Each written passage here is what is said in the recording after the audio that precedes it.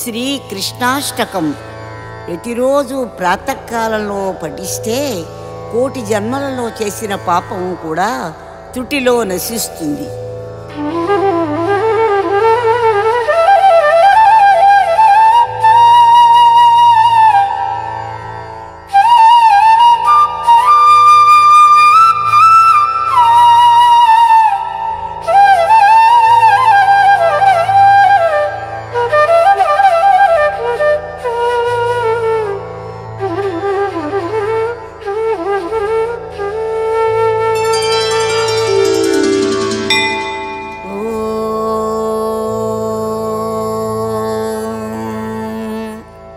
వసుదేవసుతం దేవం కంసచాణూరమర్దనం దేవకీ పరమానందం కృష్ణం వందే జగద్గురుం.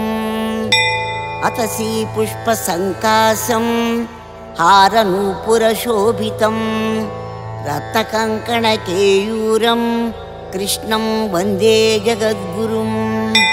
కుటిలాలక సంయుక్తం పూర్ణచంద్రనిభాననం విలసత్కుండలధరం దేవం కృష్ణం వందే జగద్గురుం. మందారగంధ సంయుక్తం చారుహాసం చతుర్భుజం బర్హి పింఛావచూడాంగం కృష్ణం వందే జగద్గురుం. ఉత్ఫుల్ల పద్మపత్రాక్షం నీలజీమూత సన్నిభం యాదవానాం శిరోరత్నం కృష్ణం వందే జగద్గురుం. రుక్మిణీకేళి సంయుక్తం పీతాంబరసుశోభితం అవాప్త తులసీగంధం కృష్ణం వందే జగద్గురుం.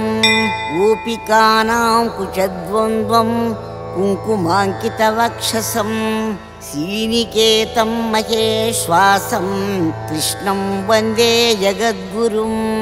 శ్రీవత్సాంకం మహోరస్కం వనమాలా విరాజితం శంఖచక్రధరం దేవం కృష్ణం వందే జగద్గురుం. కృష్ణాష్టకమిదం పుణ్యం ప్రాతరుద్ధాయ యః పఠేత్ కోటి జన్మకృతం పాపం స్మరణేన వినశ్యతి. శ్రీకృష్ణాష్టకం సంపూర్ణం.